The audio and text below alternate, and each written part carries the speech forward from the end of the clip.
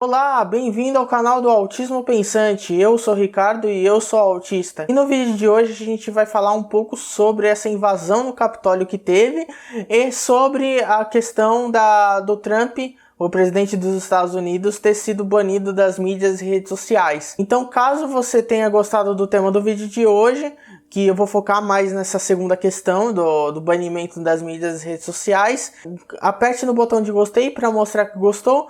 Também não se esqueça de se inscrever no canal para mostrar que você quer acompanhar o canal também, para continuar acompanhando as próximas atualizações.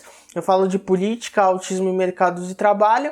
E também cogite apoiar no catarse.me/autismopensante. Lá tem algumas formas, alguns valores que você pode contribuir mensalmente.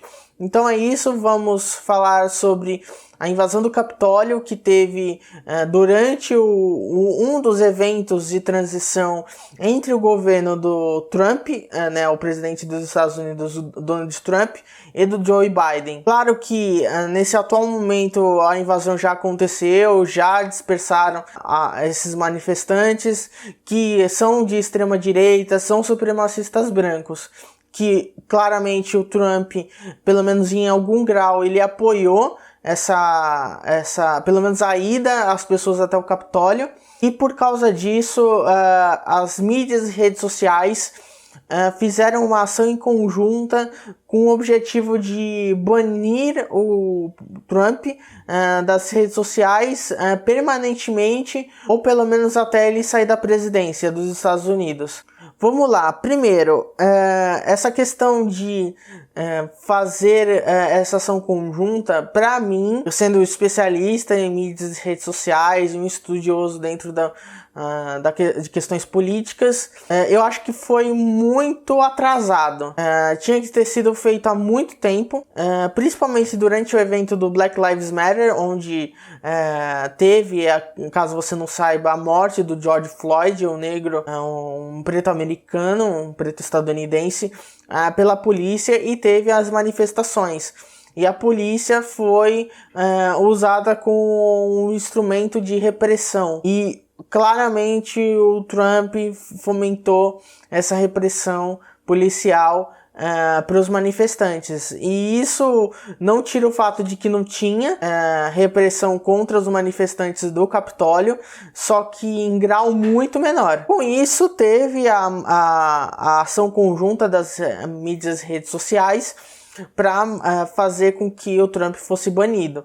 Reitero o fato de que isso aconteceu muito tardiamente, tinha que ter acontecido há muito tempo, já que o Trump tem um histórico muito longo de fomentar a extrema-direita, fomentar essa supremacia, mesmo que de forma velada, e eu considero essa ação conjunta quase que inútil, já que ele vai sair da presidência daqui a pouco. Agora, a questão sobre as Big Tech, que muita gente da extrema direita, tanto estadunidense quanto brasileira, falaram sobre que essa ação estava afrontando a liberdade de expressão do Trump nas redes sociais. Eles falam que justamente por causa disso a liberdade de expressão vai ser danificada.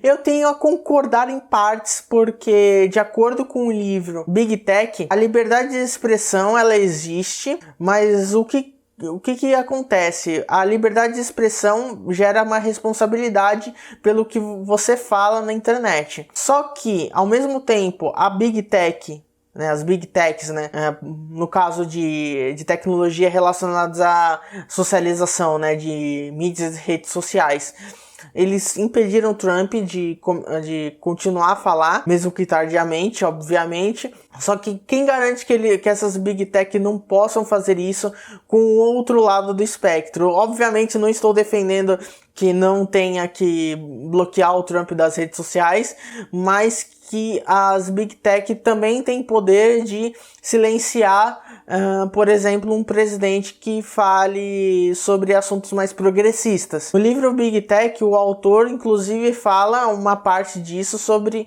a questão de liberdade de expressão aliada com a segurança da informação. Porque assim, você tem a liberdade de expressão, só que tudo que você fala, a rede social, no caso Facebook, Twitter, Instagram, eles colocam no banco de dados e eles sabem o que você está falando. É para isso que existe, por exemplo, o marketing digital, né? Marketing digital aplicado às redes sociais. Eles fazem com que tudo que você acabe assistindo vire uma métrica no algoritmo e o algoritmo te entrega em forma de propaganda. Agora, se isso acontece em forma de propaganda, isso não pode acontecer com outras formas mais nocivas, inclusive de retorno do que você fala, como por exemplo uma redução no alcance do que você fala, ou mesmo no bloqueio temporário ou definitivo da sua conta com base em descritivos regulatórios, né, de regulamentação dentro das redes sociais, de cada rede social. No caso, o Trump foi banido em várias redes sociais grandes e pequenas. Aí entra Facebook, Twitter, Instagram, YouTube, TikTok, até redes sociais menores como Pinterest, por exemplo, que é uma rede social puramente de imagem. Então o Trump foi banido das redes sociais e mídias sociais também. E tem essa questão das Big Tech, que ao mesmo tempo que podem fomentar ações como essa, que chegaram tardiamente, obviamente, mas que também podem atuar do outro lado, tudo com base no interesse próprio, né? Que é típico do capitalismo. Agora, sobre a responsabilidade das mídias e redes sociais que elas têm, claramente, em relação a tudo que está acontecendo agora. Claro, elas não têm responsabilidade direta, mas têm responsabilidade indireta. Por exemplo, a questão do Trump ter vencido em 2016, né, para ter a sua primeira candidatura, foi muito por causa do uso indevido das mídias e redes sociais. No caso, no Facebook, como tem, possivelmente você já assistiu filme, documentário Privacidade Hackeada. Inclusive no próprio livro Big Tech também é abordado sobre isso, sobre pelo menos de forma superficial a eleição dos Estados Unidos e do uso de dados que é usado indevidamente para fomentar uma espécie de neoliberalismo. A questão é, a responsabilidade das redes sociais é muito grande e basicamente elas foram quase que cúmplices em relação a isso, de fazer com que líderes de extrema direita, né, com discursos misóginos, discursos racistas, discursos capacitistas, né, contra minorias, né,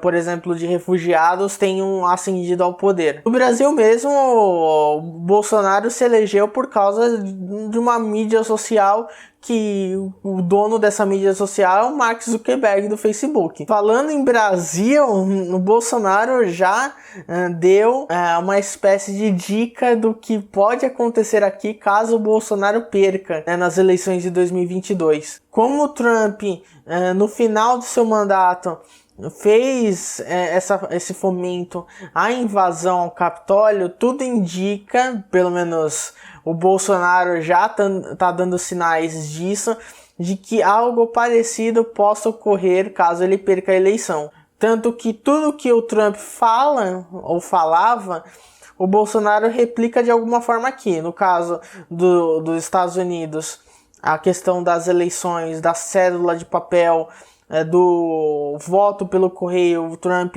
falava que o voto pelo correio daria para fazer uma fraude eleitoral, sendo que isso não foi provado de nenhuma maneira. Aqui no Brasil é um pouco diferente, mas a lógica é a mesma.